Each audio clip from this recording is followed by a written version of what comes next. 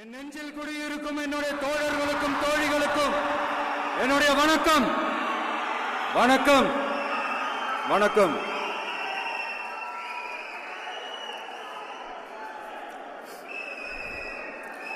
கதறல் சத்தம் எப்படி இருக்கு?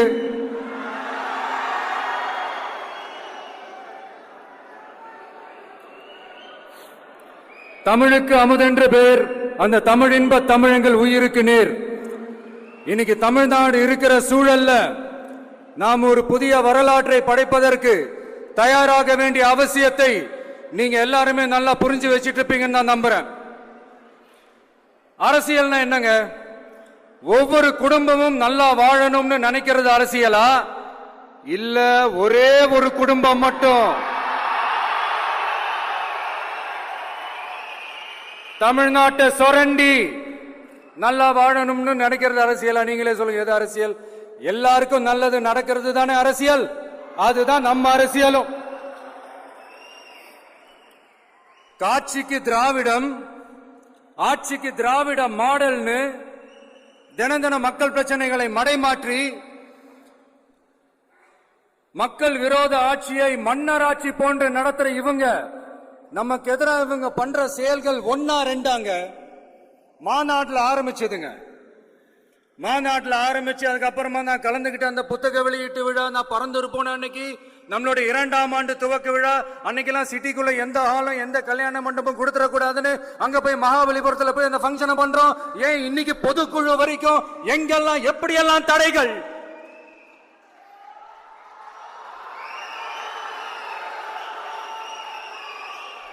ஆனா அத்தனை தடைகளையும் தாண்டி நம்மளுடைய தோழர்கள் சந்திப்பு நிகழ்ச்சிகள், மக்கள் சந்திப்பு நிகழ்ச்சிகள் தொடர்ந்து நடந்துகிட்டு தான் இருக்கும். அது தொடர்ந்து நடக்கும்.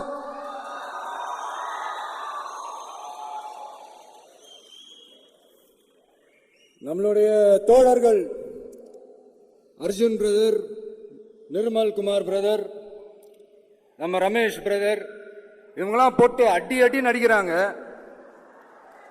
நாமளும் அதே மாதிரி அடிக்கணுமான்னு மனசுக்குள்ள ஒரு யோசனையா தான் இருக்கு.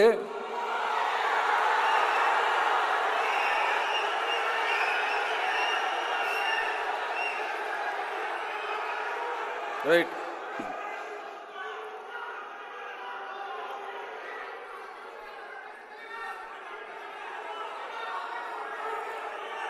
ஓகே, ரைட், புரிஞ்சிச்சு.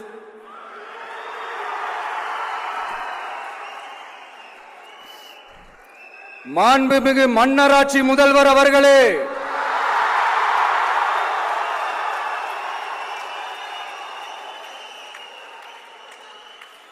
மாண்புமிகு திரு முத்துவேல் கருணாநிதி ஸ்டாலின் அவர்களே,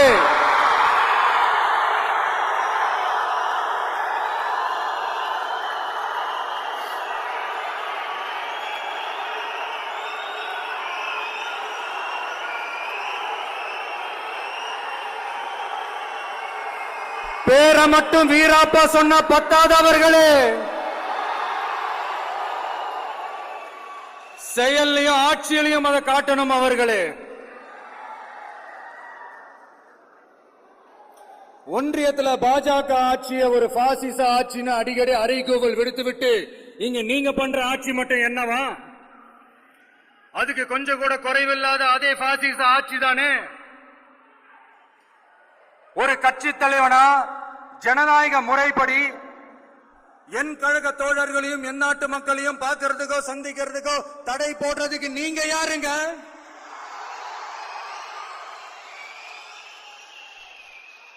தடையை மீறிய மக்களை பார்க்கணும்னு முடிவு பண்ணிட்டா போயே தீருவேன். சட்டத்தை மதிக்கணும்ன்ற ஒரே காரணத்துக்காக தான் அமைதியா இருக்கிறேன். நேத்து வந்தவெல்லாம் முதலமைச்சர் ஆகணும்னு கனவு காண்றான்னு சொல்றீங்க. அது நடக்கவே நடக்காதுன்னு சொல்றீங்க. அப்படியே எந்த கட்சிக்கும் இல்லாத நெருக்கடியை தமிழக வெற்றி கழகத்துக்கு மட்டும் போட்டுக்கிட்டே இருக்கிறீங்க. அணை போட்டு ஆத்த வேணும்னா தடுக்கலாம், காத்த தடுக்க முடியாது. அதையும் மீறி தடுக்கணும்னு நினைச்சீங்கன்னா சாதாரணமா இருக்கிற காத்து சூறாவளியா மாறும். ஏன் சக்தி மிக்க புயலா கூட மாறும். எனது அருமை தமிழக வெற்றி கழக தோழர்களே, நான் மாநாட்டில் ஒரு விஷயத்தை ரொம்ப வலியுறுத்தி சொன்னேன். அதே தான் இங்க நான் திரும்பவும் ரிப்பீட் பண்றேன். இந்த மண் பிளவுவாத சக்திகளுக்கு எதிரான மண், சகோதரத்துவ மண், சமய நல்லிணக்கத்தை பேணும் சமூக நீதிக்கான மண். இதை நம்ம பாதுகாத்தே தீரணும். உங்க எல்லாரையும் வேண்டி வேண்டி கேட்டுக்கிறேன். தமிழ்நாட்டிலிருந்து பல பகுதிகளிலிருந்து வர செய்திகள்லாம் கேட்கும் போது மன உளைச்சலையும் மன வேதனையும் தரதாகவே இருக்கு. சட்டம் ஒழுங்குன்னு ஒண்ணு இருக்கிறதாவே தெரியல. அதுக்கெல்லாம் இந்த கரப்ஷன் கபடதாரிகள் கவர்மெண்ட் தான் காரணம். இந்த நிலைமை மாறணும். அதுக்கு இருக்கிற ஒரே வழி, இங்க உண்மையான மக்களாட்சி மலரணும். அது வரணும்னா இவங்கள மாத்தணும். அதுக்கு என்ன வழி? அதுக்கு நாம என்ன செய்ய போறோம்? நம்மளுடைய தோழர்கள் டெய்லி மக்களை போய் பாருங்க, அவங்களோட பேசுங்க, ஒவ்வொரு தெருவுக்கும் போங்க, ஒவ்வொரு வீட்டுக்கும் போங்க, அவங்களோட பிரச்சனைகள் என்னன்னு கேளுங்க, அதை தீர்க்கிறதுக்கு என்ன வழி யோசிங்க. அப்பதான் அவங்களுக்கு நம்ம மேல ஒரு நம்பிக்கை வரும். அப்படி ஒரு ஆழமான நம்பிக்கையை விதைச்சிட்டு அதுக்கப்புறமா நிமிந்து பாருங்க. ஒவ்வொரு வீட்டோட உச்சிலையும் தமிழக வெற்றி கழகத்தோட இரட்டை போர் யானை வாகை மலர் கொடி தானா பறக்கும், தானா பறக்கும்.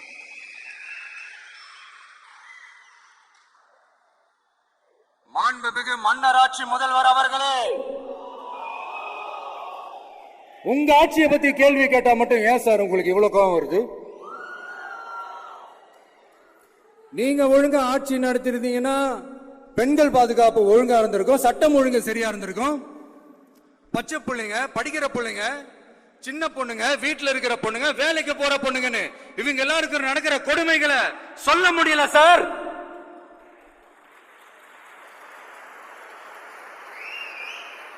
இதுல வேற உங்களை அப்பான்னு வேற கூப்பிடுறாங்கன்னு சொல்றீங்க.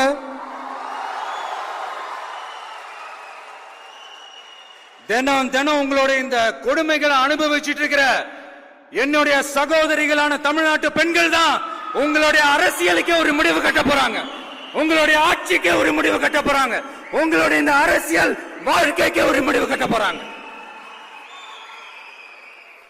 சரி, பெண்களோட லைஃப் தான் இப்படி போராட்டமா இருக்குன்னு பார்த்தா இங்க எத்தனை போராட்டங்கள்?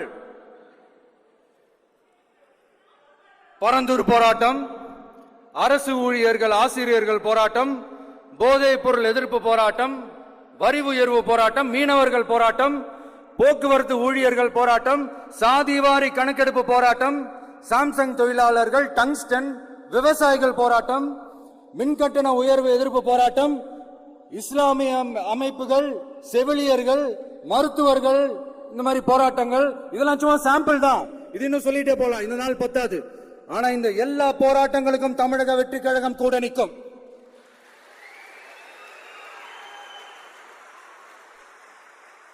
இங்க நீங்க தான் இப்படின்னா அங்க அவங்க யாரு? உங்க சீக்ரெட் ஓனர். அவங்க உங்களுக்கும் மேல. மாண்புமிகு திரு மோடிஜி அவர்களே,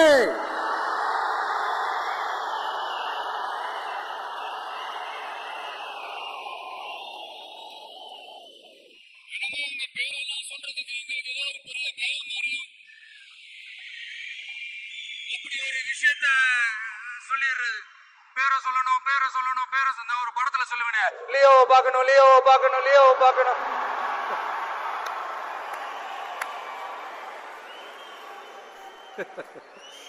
இல்ல இல்ல, சத்தியமா அப்படிதாங்க இருக்கு. சென்டர்ல ஆள்றவங்கன்னு சொல்றோம். சென்டர்ல யார் ஆள்றா? காங்கிரஸா?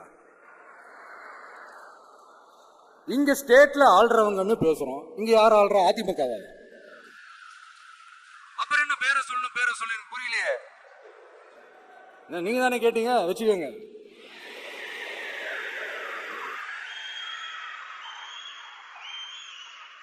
ஓட்டுக்காக காங்கிரஸ் கூட தேர்தல் கூட்டணி, கொள்ளையடிக்கிறதுக்காக உங்களோட, அதாவது பாஜகவோட மறைமுக அரசியல் கூட்டணி.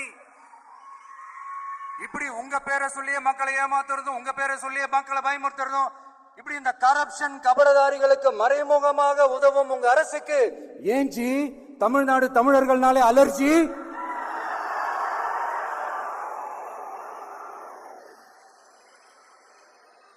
தமிழ்நாட்டில இருந்து வர ஜிஎஸ்டியே கரெக்டா வாங்கிக்கிறீங்க, ஆனா தமிழ்நாட்டுக்கு பட்ஜெட்ல நிதி ஒதுக்க மாட்டேங்கிறீங்க. நீங்க படிக்கிற நம்ம பிள்ளைங்களோட படிப்புக்கு நிதி ஒதுக்க மாட்டேங்கிறீங்க, ஆனா மும்மொழி கொள்கையை திணிக்கிறீங்க. டீலிமிட்டேஷன் என்ற பேர்ல தமிழ்நாட்டோட பார்லிமெண்ட் சீட்ஸ்லயும் கை வைக்க பாக்குறீங்க. ஒரே நாடு ஒரே தேர்தல் நீங்க ஸ்டார்ட் பண்ணப்பவே புரிஞ்சிருச்சு பிரதமர் சார் உங்க பிளான் என்னன்னு, எங்கெல்லாம் எப்படி எல்லாம் எந்த திசைகள் எல்லாம் இந்த நாட்டை கொண்டு போலாம்னு. சார் உங்ககிட்ட நாங்க சொல்லிக்கிறதெல்லாம்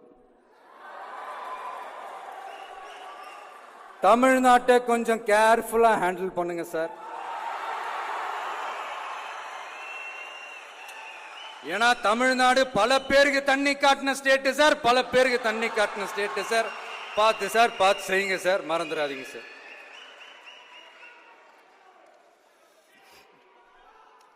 தமிழ்நாட்டு மக்களுக்கு இன்னைக்கு இந்த பொதுக்குழு வழியா ஒரு உத்தரவாதத்தை நாம கொடுக்க போறோம்.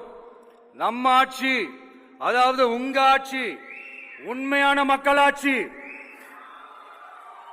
தமிழக வெற்றி கழகம் தலைமையிலான அறுதி பெரும்பான்மை பெற்ற ஆட்சி, அதே சமயத்தில் அதிகார பகிர்வுடன் கூடிய ஆட்சி. அப்படி இந்த ஆட்சி அமைஞ்சதும் பெண்கள் பாதுகாப்பை 100% உறுதி செய்வோம்.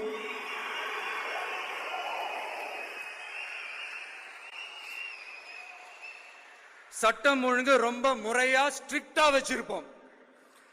கல்வி, சுகாதாரம், மருத்துவம்னு அத்தனையிலையும் ரொம்பவே கவனம் செலுத்துவோம். அதுவும் எல்லாருக்கும் ஈஸியா ஈக்குவலா கிடைக்கிற மாதிரி செய்யறது தான் நம்ம டார்கெட்.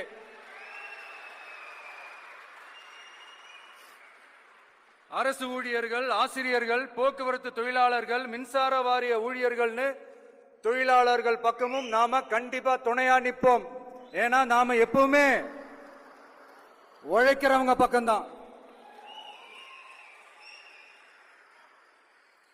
நம்ம தமிழ்நாடு விவசாய பூமி, இயற்கை வளங்கள் நிறைந்த மண்.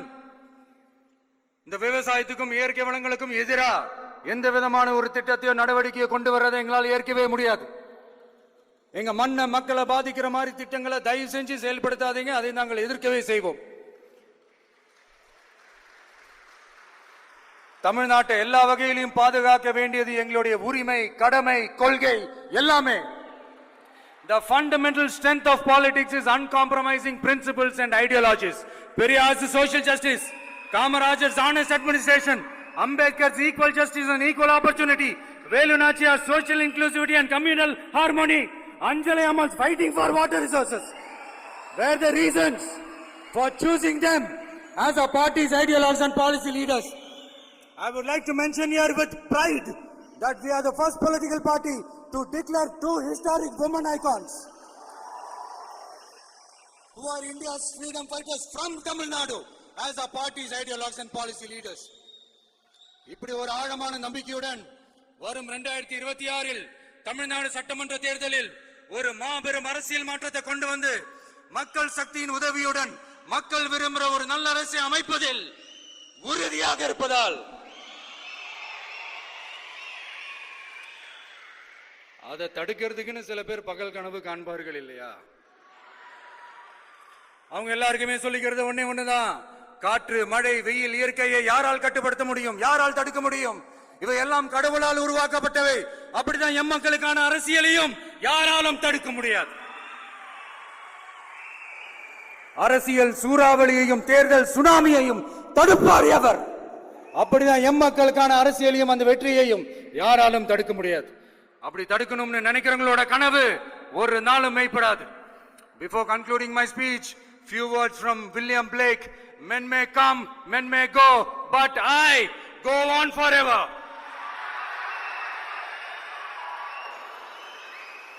ஞானம் கருதினும் கைகூடும், காலம் கருதி இடத்தார் செய்யின். ஏற்ற காலத்தையும் இடத்தையும் அறிந்து ஒரு செயலை செய்தால் பூவுலகம் முழுமையையும் வேண்டினாலும் அது கைவசப்படும் என்ற திருக்குறளுடன் என்னுடைய நன்றி உரையை நிறைவு செய்கிறேன். பார்த்துக்கிட்டே இருங்க, அடுத்த வருஷம் இதுவரைக்கும் தமிழ்நாடு சந்திக்காத ஒரு வித்தியாசமான ஒரு தேர்தலை சந்திக்கும்.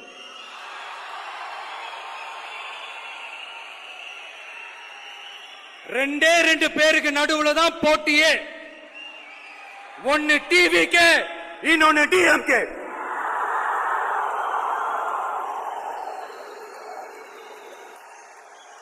கான்பிடண்டா இருங்க, நல்லதே நடக்கும், வெற்றி நிச்சயம். மீண்டும் சந்திக்கும் வரை நன்றி, வணக்கம்.